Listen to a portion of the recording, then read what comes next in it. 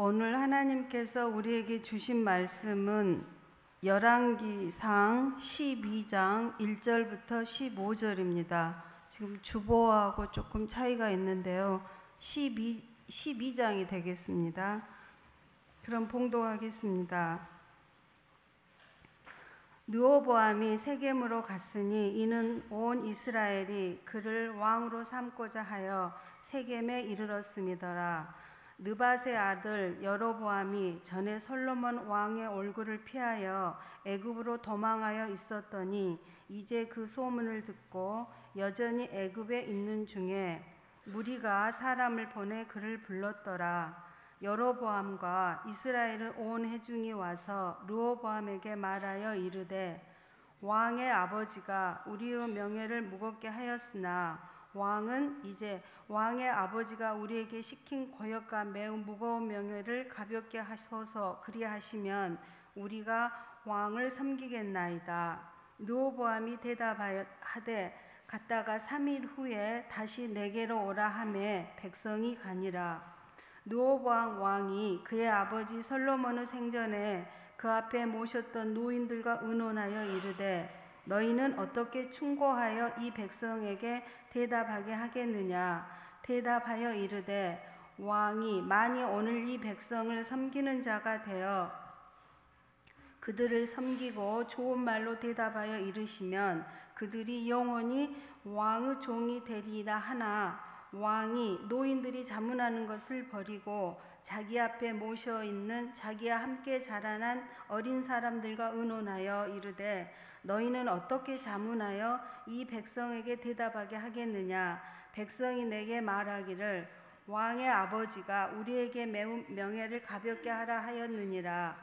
함께 자라난 소년들이 왕께 아뢰어 이르되 이 백성들이 왕께 아뢰기를 왕의 부친이 우리의 명예를 무겁게 하였으나 왕은 우리를 위하여 가볍게 하라 하였은즉 왕은 대답하기를 내 새끼손가락이 내 아버지 허리보다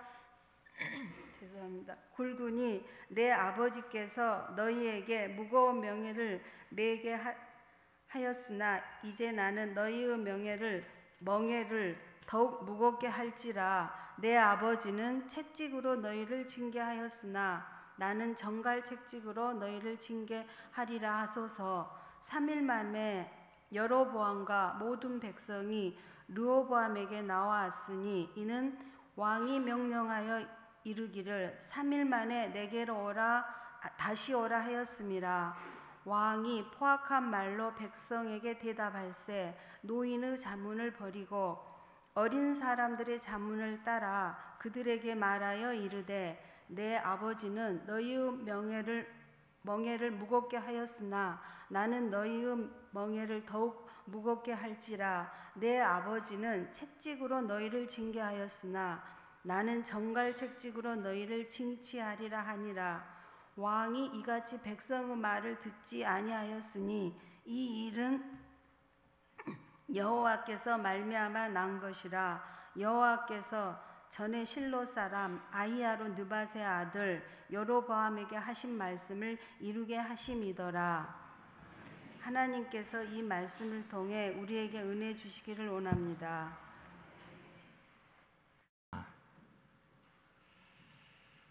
우리 함께 기도하겠습니다. 사랑의 주님 감사합니다. 주님의 귀한 날, 복된 날, 저희들의 발걸음을 주님의 전으로 인도해 주시고 이제 주님께서 들려주시는 귀한 말씀을 듣는 시간입니다. 그 말씀을 향해 우리의 마음 열게 하시고 그 말씀을 통해 주시는 그 지혜로 우리의 삶을 새롭게 할 수 있도록 인도하여 주옵소서. 주님의 말씀은 때로는 거울 같아서 우리를 비추어 돌아보게 하시고 주님의 말씀은 때로는 맑은 창문과 같아 그 창문을 통해서 우리의 미래와 앞날을 바라볼 수 있도록 도와주십니다. 오늘 그와 같은 귀한 말씀 우리에 허락해 주시고 그 말씀에 비추어 우리의 삶을 살아갈 수 있도록 주님 함께하여 주옵소서. 예수님의 이름으로 기도드립니다. 아멘. 지난 화요일 우리 대통령 선거를 마쳤고 19대 새로운 대통령을 선출했습니다. 문재인 대통령. 새로운 대통령에 대한 관심으로 연일 TV, 신문, 언론에서는 그분의 일거수일투족을 보도하고 있죠. 그래서 그런지 불과 며칠 되지 않았는데 한참이나 오래된 것 같은 그런 느낌들을 갖게 합니다. 새로운 대통령이 된다고 하는 것은 어쩌면 한 개인뿐만 아니라 우리 국가에게도 매우 의미 있는 그런 일이 되어지죠. 그래서 오늘 열왕기상에 새로운 왕, 물론 대통령이 왕은 아니지만 왕의 등극에 대한 이야기들 여러분과 나누면서 앞으로 우리가 함께 해나가야 될 일이 무엇이 있을까 나눌 수 있는 그런 시간을 가져보고자 합니다. 오늘 본문의 말씀은 솔로몬에 이어 왕위에 오른 그 아들 르호보암에 대한 이야기입니다. 우리가 알듯이 그 아버지 솔로몬은 멋진 왕으로 시작했다가 그 마지막은 참 처량하고 엉망으로 마무리한 왕이 솔로몬입니다. 솔로몬의 전체적인 일생을 우리들이 알지 못하고 몇몇 재판이라든지 일천번제를 통해서 지혜를 구한 일이라든지 그것만 알고 있는 이들에게는 솔로몬은 꽤나 좋은 왕, 덕스러운 왕으로 알고 있죠. 하지만 솔로몬의 일대기를 전체 읽다 보면은요, 그의 일생 우리가 한마디로 이렇게 정리해 볼 수 있을 것 같아요. 용두사미, 용의 머리로 시작했다가 뱀의 꼬리로 끝나버리고 맙니다. 성경에 있는 말씀 한 곳을 패러디해서 읽어보면은요, 처음에는 창대하지만 나중에는 미하겠다, 이렇게 표현할 수도 있을 것 같아요. 그렇다고 해서 제가 솔로몬과 그렇게 큰 감정이 있는 그런 것은 아닙니다. 하지만 본받을 점보다는 본받지 말아야 될 부분들이 훨씬 더 많은 이가 바로 솔로몬이었습니다. 그를 이어서 왕으로 즉위한 사람이 르호보암이죠. 세습 왕권입니다. 근데 르호보암은 태어나자마자 왕의 아들이었고 태어난 곳이 왕궁이었어요. 그러니까 로열 패밀리죠. 막강한 힘을 가진 왕가의 아들로서 유복한 어린 시절을 지냈을 거예요. 정말 뭐 하나 그리운 것 없이 자란 이가 바로 르호보암이라고 말할 수 있죠. 하지만 성서에도 증언하듯이 한 가지 아쉬운 점이 있다고 하면은 그의 어린 시절의 신앙 교육이에요. 품성 교육이라고 말할 수도 있는 신앙 교육이 결핍되어져 있었어요. 왜냐하면은 르호보암을 낳은 어머니가 암몬 여인이었어요. 암몬 여인이 솔로몬과 결혼한 이후에 르호보암을 낳았는데 암몬 여인은 여호와의 하나님의 말씀으로 아이를 가르칠 수 있는 경험이나 능력이 없던 이였어요. 그러다 보니까 르호보암은 어린 시절에 어머니를 통해서 하나님의 자녀들이 배워야 될 응당 하나님의 말씀과 신앙적 교육을 받지 못하고 자라날 수밖에 없었죠. 어머니 암몬 여인은 여러 솔로몬의 부인들 중에 한 명이었어요. 특별히 암몬 족속은 사사 입다, 사사기를 보면은 입다가 대항에서 싸웠던 이방 족속이 암몬이었거든요. 성경에 보면은 솔로몬에게는 부인이 참 많았어요. 셀 수 없을 정도로. 어떤 남자에게는 부러운 일일지 모르겠지만 그것이 결코 행복은 아니에요. 한 여인을 한결같은 마음으로 살아가는 삶의 행복이지 부인이 많은 것이 결코 행복은 아니거든요.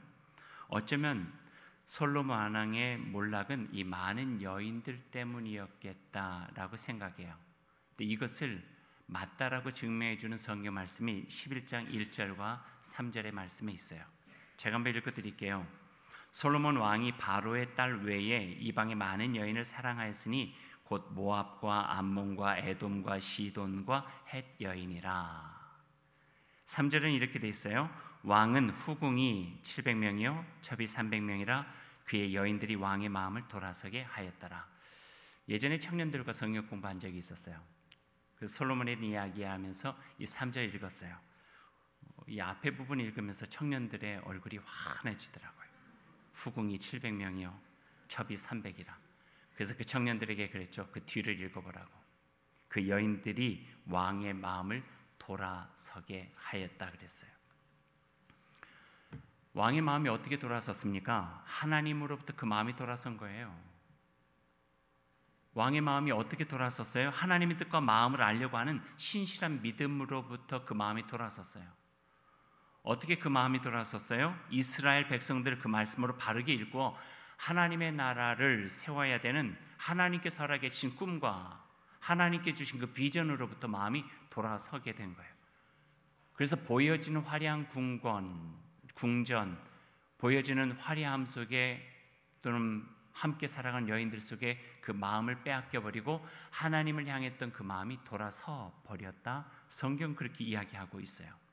그리고 실제로 솔로몬은 이방 통혼과 우상 숭배로 인해서 전국에는 하나님께도 버림받고 그리고 그 백성들의 마음으로부터 버림받는 처량한 신세가 되고 말았죠. 여인도 그랬지만 우리들의 마음은 한결같고 한 곳에 들여져야 돼요. 특별히 신앙도 그렇죠. 오직 한 분에게 온전한 마음을 드려야 되는 거예요. 마음은 드려야 되는 것이지 돌아서는 변심의 마음은 우리에게 좋은 마음이 아니에요. 하지만 살펴보면은요, 원래 솔로몬이 그런 사람이 아니었어요. 참 좋은 사람이었어요. 우리가 알고 있잖아요. 지혜의 사람이죠. 하나님을 무척 사랑했던 사람이에요. 또 백성들 향한 지극한 마음들도 있었어요. 솔로몬이 즉위하고 난 다음에 첫 번째 이루어졌던 그 이야기들 우리는 알고 있어요. 기본 산당에 가서 하나님께 예배하죠. 일천번제를 드리고 난 다음에 하나님께서 그에게 꿈에 나타나셔서 네가 나에게 무엇을 해주기를 원하느냐라고 말할 때 보통 사람 같으면은 힘도 주십시오, 장수도 주십시오, 부귀도 주십시오, 영화도 주십시오, 많은 것들 요구할 수 있겠지만 단 한 가지 솔로몬이 요구했던 것이 있어요. 그것은 지혜였어요. 지혜. 성서에 있는 마음을 풀으면은 듣는 마음이에요. Hearing heart. 하나님의 마음을 듣길 원합니다. 백성들의 마음을 듣기를 원합니다 하는 거예요. 우리가 잘 아는 말 중에 천심은 민심이라고 하는 말이 있어요. 민심은 천심이라고 하는 말씀이 있어요. 하늘의 마음을 읽는 것은 백성들의 마음을 읽는 것이고 백성들의 마음을 아는 것이 하늘의 마음을 아는 것이다 하는 거예요. 이건 오래전 우리 민족의 이야기뿐만 아니라 성서도 그렇게 이야기를 하고 있죠. 마태복음 25장에 보면은요, 예수님께서 작은 소자에게 한 것이 곧 나에게 한 것이다. 그 작은 소자의 마음결에 내 마음이 담겨져 있다 하는 거예요.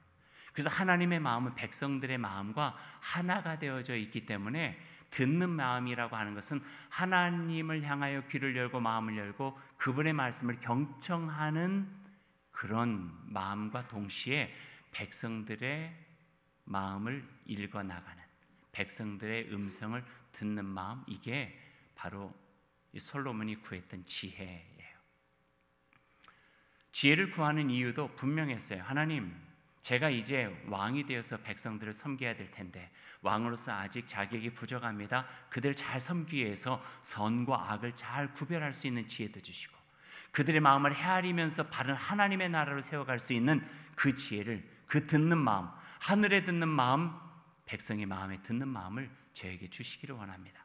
그 마음이 너무 좋아서 하나님께서는 구하지 않은 것까지도 더해 주셨던 거죠. 허나 그렇게 얻어진 솔로몬 왕의 지혜는 오래 가지 못했어요. 자신의 화려한 궁전을 짓는 데만 13년이 걸려요. 사연을 보면 이렇게 될 것 같아요. 하나님의 성전을 아버지 다윗 왕이 물려준 그 사역으로 짓게 되잖아요. 7년 동안 지어요. 하나님의 성전을 지으면서 그 마음속에 갖게 된 마음이 아마도 저 성전에 하나님만 계시는 게 아니라 나도 저런 좋은 곳에서 살고 싶다 하는 마음이 생겼을 거예요. 그래서 7년 동안 성전을 짓고 난 다음에 13년에 걸쳐서 자기가 거할 왕궁을 짓는 거예요. 왕궁을 지은 다음에 그 다음에 어떤 마음이 생겼어요? 이 화려한 왕궁이 채울 수 있는 가구나 뭐 세간살이나 뭐 이런 것들, 거기에다 더 좋은 곳으로 치장하고 싶은 그런 마음이 없었을까요? 우리가 그 마음 이해할 수 있잖아요. 작은 평수에서 큰 평수로 이사를 했어요. 그럼 갑자기 이사하고 난 다음에 새 집을 보면은요, 어떤 마음이 들어요? 이전에 살던 집에 있었던 세간살이나 가구들이 초라해 보이잖아요. 바꾸고 싶잖아요. 기회는 이때다. 이렇게 바꾸고 저렇게 바꾸죠. 솔로몬도 마찬가지예요. 자기의 궁궐을 짓고 난 다음에 이쪽 저쪽 나라에서 세간살이들 다 들여와요. 상아로 만든 식탁부터 시작해가지고 금과 은으로 그릇들을 만들고 그러니 금, 은으로 그릇 만들었죠. 식탁 좋았죠. 그러니 무슨 음식 먹겠어요? 거기에서 서민들이 먹을 수 있는 메밀국수 먹을 수 있겠어요? 아니죠. 무슨 버섯 종류, 좋은 것들, 비싼 것들, 그건 먹어야 되잖아요. 그래서 성경에 보면은요, 한 끼 식사가 우리가 생각할 수 없을 정도예요. 우리는 알잖아요. 전라도의 고유한 음식 한정 없이 나온다고 해서 한정식, 그거보다 더한 음식을 차려놓고 먹는 거예요. 질릴 정도로. 그러니 피폐한 국가의 모습들이 여전하게 되는 거죠. 하나님께 돌아선 이후에 나타난 솔로몬의 모습이에요. 열왕기 상에서 나온 것처럼 솔로몬의 마음은 하나님으로부터 세상 재물로 돌아섰고, 하나님으로부터 여인으로 돌아섰고, 쾌악으로 돌아서고, 욕심으로 돌아서 버렸다. 그래서 하나님께서 가나안 팔레스타인에서 왕을 세워서 주신 하나님의 그 놀라우신 복이 3대를 가지 못하는 거예요. 사울, 다윗, 솔로몬, 그리고 멸망한 나라의 왕으로 르호보암이 즉위하게 되는 거죠. 르호보암 이야기로 돌아가 보죠. 암몬 여인을 여인으로 어머니로 두었다 말씀드렸죠. 그래서 그 품에서 여호와 하나님의 말씀과 규례를 어릴 적부터 잘 배우고 자라기가 매우 어려웠을 거예요. 물질적 환경은 풍요로웠어요. 왕가의 아들로 태어났으니까요. 하지만 그 환경을 유익하고 또 선하게 사용할 수 있는 그 마음의 중심과 능력은 갖지 못했어요. 이게 비극이에요. 중심이 준비가 되어져 있지 않았으면 그것도 주어지지 말아야 돼요. 근데 중심이 주어지지 않았는데 그에게 권력이 주어지고, 중심은 주어지지 않았는데, 준비되지 않았는데 그에게 힘이 주어지고 재산이 주어지고 사람이 주어지게 되면은요, 오히려 그걸로 인하여서 비극적인 일들이, 불행한 일들이 얼마나 많이 일어나게 되는가 하는 거예요. 준비가 되어졌을 때 주어진 힘과 재물과 그 모든 것까지도 선용하여 남들에게 유익하게 만들고 그 공동체를 더 낫게 만드는 가치 있는 일로 사용할 수 있을 텐데 그러지 못했던 것 같아요.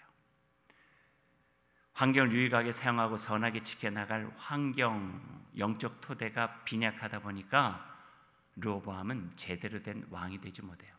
또 청년기를 자라면서 보았던 모습은 아버지 솔로몬인데, 솔로몬 왕의 모습을 통하여 왕으로 또 어떻게 해야 되는가에 대한 좋은 교훈은 받지 못하고 오히려 반면교사적인 것들만 많이 배우게 되었을 것 같아요. 오직 돈만 많고 사는 것만 풍요하고 누릴 줄 아는 인간이 왕이 되어졌던 거죠. 준비도 안 됐는데 갑자기 솔로몬이 돌아가셨어요. 그때 나이 르호보암 41세. 작은 나이는 아니에요. 하지만 그 나이에 비해서 한없이 부족한 모습이 르호보암에게 있어요. 그때 르호보암은 왕위를 계승한 다음에 두렵고 떨리는 마음이 있겠죠. 어떻게 해나가야 될지 몰라 그때의 어떤 예식대로 세켐이라고 하는 곳에 가서 왕이 즉위식을 하게 되는 거예요. 왕이 즉위식을 하기 위해서 르호보암 왕이 왔다고 하는 소식을 듣고 애굽에 갔던 여로보암과 북지파에 있는 리더들이 왕을 찾아와요. 그래서 르호보암에게 부탁을 하는 거예요. 당신의 부친 선대왕 솔로몬 왕 때 우리가 얼마나 힘들었는 줄 아시냐고. 그가 지은 멍에는 너무나도 무겁고 그가 부과한 세금은 너무나도 힘들었고 우리가 살아가기가 너무 어려웠는데 이제 당신이 새로운 왕이 되었으니 당신은 하늘의 마음을 좀 알고 백성들의 마음을 좀 받아들여 선행 또 선정 선한 삶으로 백성들의 어려운 노고를 풀어주셨으면 좋겠습니다 라고 부탁을 하는 거예요. 르호보암이 그 이야기를 듣고 난 다음에 잠깐 가 있으라고 3일 후에 부르겠다고 하고 어떻게 할까 고민하다가 조언을 구하기로 해요. 첫 번째 조언의 대상은 아버지 선대왕 때에서부터 나라를 다스렸던 사람이에요. 어른들이죠. 원로라고 표현이 되어져 있어요. 그들에게 어떻게 하면 좋겠습니까? 자초지종 이야기하고 물으니 그러자 그들이 선한 말로 올바른 길을 가르쳐주고 있어요. 7절 말씀을 제가 잠깐 중간 대목만 읽어드릴게요. 왕이 만일 오늘 이 백성을 섬기는 자가 되어 그들을 섬기고 좋은 말로 대답하여 이르시면 그들이 영원히 왕의 종이 되리이다. 왕의 모습을 다시 한번 회복하십시오 하는 거예요. 하나님께서 그 왕의 자리를 왜 주셨는지, 왕으로서 해야 될 마땅한 일이 무엇인지를 다시 한번 회복해 보십시오. 그러면 당신의 백성들이 당신을 존경하고 섬길 것입니다. 좋은 조언을 해주고 있는 거죠. 솔로몬 시대에 함께했던 원로들은 솔로몬은 변했을지 모르지만 아직 그 시대를 분별할 수 있는 판단력은 흐려지지 않았던 것 같아요.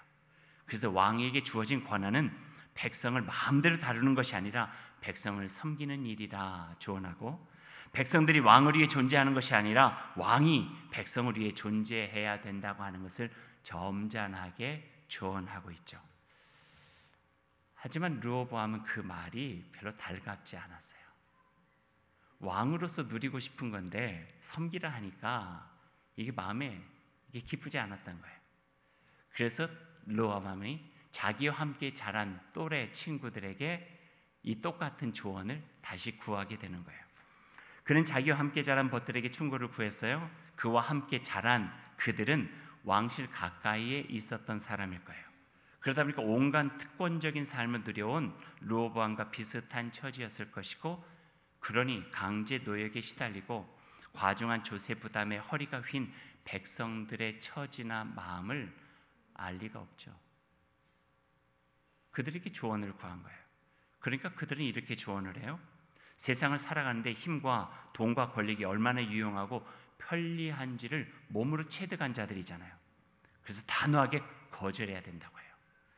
새끼손가락보다 더 굵은 허리로, 채찍보다 더 매서운 정갈 채찍으로 그들을 다스려야지만 꼼짝도 못하고 왕의 말을 무섭게 여기고 들을 것이라고 그렇게 조언을 해요.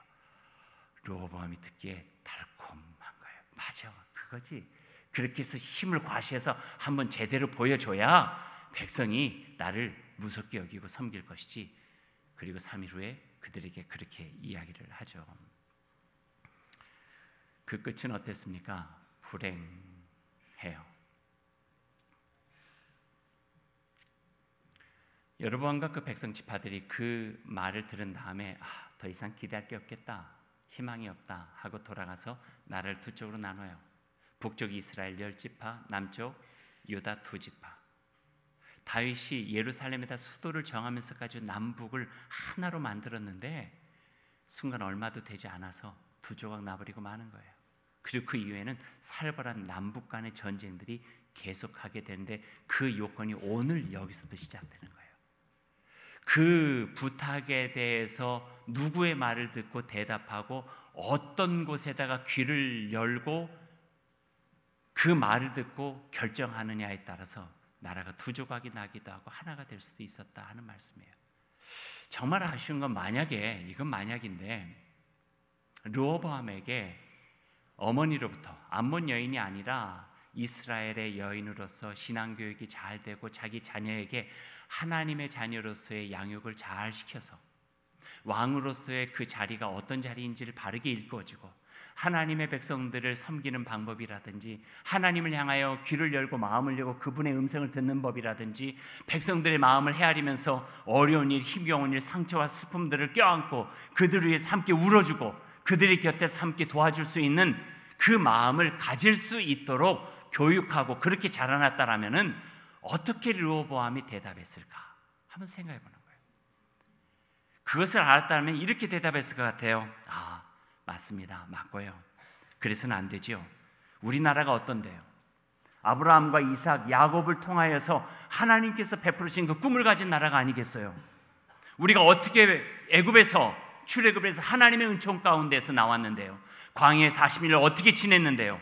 이 땅 가나안에서 하나님의 나라를 세우기 위해서 모세와 여호수아와 그 이름 없는 우리들의 선조들이 얼마나 값비싼 피를 흘리면서 희생을 하고 헌신을 했는데요. 이 나라가 그래서는 안 되죠. 예, 잘 알겠습니다. 다시 할아버지의 처음 그 마음으로 돌아가겠습니다. 출애굽할 때 하나님의 마음으로 회복하겠습니다. 처음 우리 아버지 선친께서 하나님께 예배드리면서 들었던 그 지혜의 마음으로 내가 다시 회복하고 이 땅을 하나님의 백성으로 하나님의 나라를 세우기 위해서 애쓰겠습니다. 이 말 한마디만 했어도, 이렇게 그 백성들과 함께 소통할 수만 있었어도 두 조각 나지 아니하고 하나님 안에서 하나가 될 수 있는 놀라운 역사들이 이어질 수 있었겠다 하는 거예요. 하지만 르호보암에게는 그럴 만한 영적인 힘이 없었어요. 다른 말로 들을 수 있는 마음, 지혜가 없었어요. 하나님이 주신 시대적 말씀을 들을 수 없었고요. 역사를 선하고 바르게 이끌어갈 수 있는 하나님의 뜻과 계획을 알아차릴 수 있는 능력도 없었고요. 백성들의 마음도 알 길이 없었고요. 그러니 르호보암은 없었던 빈약함 때문에, 영적인 빈약함으로 그 나라에 해악을 끼치는 왕으로 남아버리고 말았다 하는 거죠. 여기서 다시 우리들의 삶을 생각하며 이런 생각을 해보았습니다. 지난 수개월 우리는 촛불의 시간을 보냈죠. 촛불을 들고 우리는 백성들의 마음을 알아달라 소통을 원했어요. 그건 우리의 마음을 조금 알아주고 우리의 생각을 들어주고 상심으로 무너진 마음과 불의함으로 분노한 우리의 소리를 들어주라는 요청이었어요. 그러나 그런 국민들의 마음과 간절히 바란 그 염원을 매정하게 저버린 한 불행한 대통령을 우리는 눈으로 목격할 수밖에 없었죠.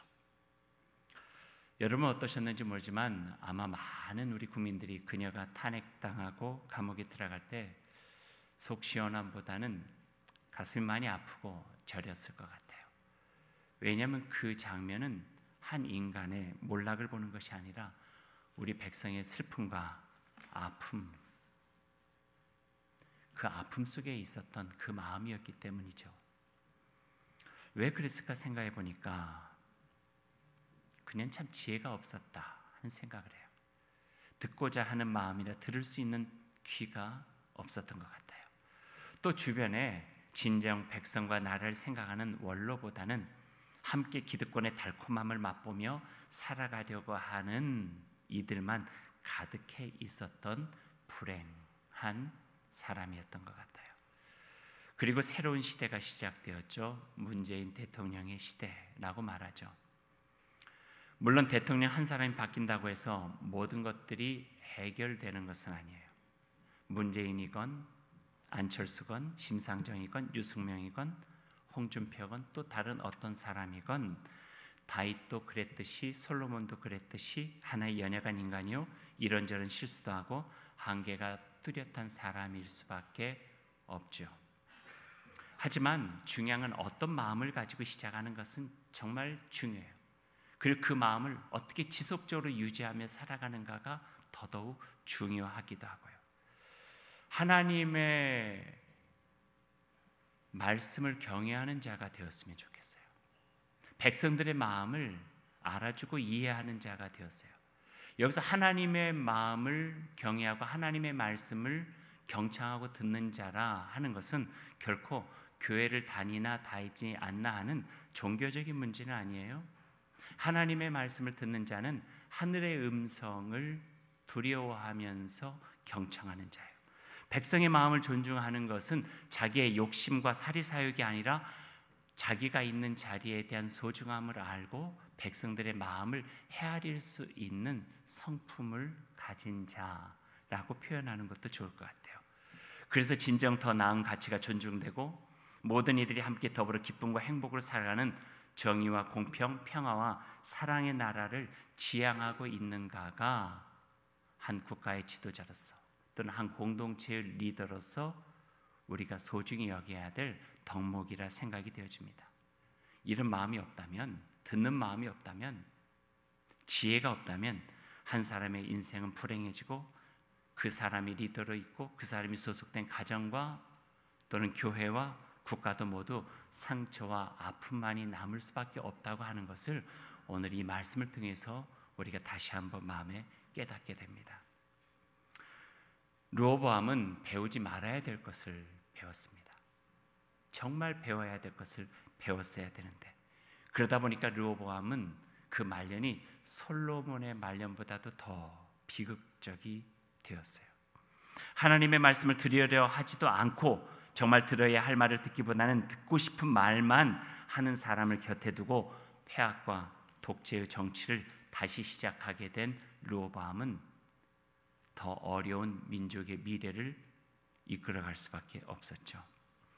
지난 수개월간에 우리 민족에 간절함이 있었기 때문에 오늘 원로들의 조언과 같은 바람을 이 새롭게 시작한 19대 대통령과 이 정부에 가져보게 됩니다. 새롭게 시작하는 문재인 대통령과 그 주변 사람들과 정부는 세상의 힘과 권력이 아니라 백성 위에 군림하려는 모습이 아니라 섬김을 통해 얻어진 존경과 인정으로 이 나라와 이 백성이 더욱 풍성한 행복 속에 살아갈 수 있도록 힘을 다했으면 좋겠습니다. 그리고 꼭 그런 나라가 될 수 있도록 선거가 끝이 아니라 국민들, 저를 포함해서 우리들은 정신 바짝 차리고 함께 이 나라를 바르게 세워가는데 최선을 다하는 일이 바로 오늘 이 말씀을 통해서 우리에게 주고 계시는 또 하나의 격려와 말씀이기도 합니다. 이제 르호보암으로 다시 돌아가서 오늘 말씀을 맺죠. 오늘 말씀을 이렇게 주목해서 읽다 보면은요, 이전에 보이지 않던 단어들, 하지만 언젠가 우리가 많이 보았던 단어들이 보이기 시작해요. 그 단어는 멍해, 채찍, 노동, 고역, 고통, 이런 단어들이에요. 이스라엘에게 있어서 이런 단어들이 언제 있었어요? 애굽이에요, 애굽. 하나님께서는 그 애굽 속에서 환난당하고 있는 그 백성을 해방시키시고 하나님의 백성, 그 형상 담은 모든 민족으로 하여금 함께 서로 사랑하고 함께 살아갈 수 있는 그 나라를 위해서 광야 40년을 넘어 가나안 팔레스타인에다가 새로운 하나님의 나라를 세워주셨는데 그 하나님의 나라 속에 잘못된 지도자를 통하여서 다시 압제, 고통, 고역, 그리고 채찍, 예전에 애굽 제국 속에 있었던 그 단어들이 다시 드러나게 있는 거예요. 이건 뭐예요? 장소만 달라졌지 다시 출애굽이 아니라 환애굽. 애굽 제국의 사람의 힘과 세속적인 권력에 의해서 짓누르고 억압을 당하는 세상으로 다시금 변질되어 버리고 있는 모습들을 보게 된다고 하는 거예요. 왕의 조언이나 하나님께서 들려주신 그 말씀은 출애굽한 백성이 환애굽하지 않고 제국의 힘, 세상의 힘에 점령되어 살아가는 나라가 아니라 하나님의 공평과 정의 속에서 하나님의 사랑하시는 그 백성들이 마음껏 풍성하며 주님을 찬양하며 살아갈 수 있는 귀한 주의 백성된 나라로 세워가는 일이 바로 오늘 우리에게 주어진 또 하나의 명제이기도 한다고 하는 말씀이죠. 여호와 하나님을 아는 지식이 상실되면 환애굽해요. 여호와를 아는 지혜, 여호와 하나님의 말씀을 경청하는 그 마음, 다른 사람의 마음을 알아가려고 하는 그 마음이 우리 마음속에서 빈약해지면은 한 인생도 몰락하게 되고 한 가정도, 교회도, 국가마저도 망하게 돼요. BC 8세기의 예언자들의 이야기로 말한다면은 여호와를 아는 지식이 없어서 망하는도다. 지혜를 구하십시오. 하나님을 아는 지혜를 구하십시오. 내 마음대로 사는 것이 아니라 내 마음의 중심이 되어 주시는 하나님의 마음, 하나님의 말씀이 내 안에 있어서 그분의 말씀으로 나의 삶을 조율하고 내가 있는 곳에서 나에게 주어진 위치와 자리 속에서 주님의 지혜를 가지고 복되게 살아 하나님의 나라를 이루어갈 수 있는 하나님의 사람으로 살아가시기를 원합니다. 그럴 때 우리가 속한 모든 것에서 하나님의 영광스러운 그 나라의 아름다운 열매들은 많이 맺어지게 될 것입니다. 성령께서 도와주시기를 빕니다. 기도하겠습니다. 하나님 감사합니다. 말씀 주셨습니다. 지혜가 소중합니다. 듣는 마음이 소중합니다. 그런 지혜와 듣는 마음이 우리에게 있기를 소망합니다. 여호와 하나님을 아는 지식이 없어서 이 백성이 망한다 했습니다. 그 8세기 예언자들의 한탄이 우리의 한탄이 되지 않도록 도와주시길 원합니다. 가정에 하나님의 말씀이 있고 교회에 하나님의 말씀이 있고 국가에 하나님의 말씀이 있고 가정과 교회와 국가와 모든 공동체에 하나님의 말씀을 경청하며 소중히 여기고 그 말씀을 담은 그 지혜를 가지고 세상을 섬기고 살아가는 하나님의 사람들이 많이 있도록 주님께서 인도하여 주옵소서. 하나님 새로운 대통령을 선출했습니다. 이제 이 정부는 적어도 촛불을 통해서 세워진 섬김의 정부위원이 백성의 마음을 알게 하시고 하나님을 향하여, 하늘을 향하여 그 마음을 열고 경청하는 그 마음을 가지고 온전한 지혜로서 이 백성을 섬기고 국가를 이끌어가는 귀한 이 민족이 될 수 있도록 주님께서 함께하여 주옵소서. 복 내려 주옵소서. 예수님의 이름으로 기도드립니다. 아멘.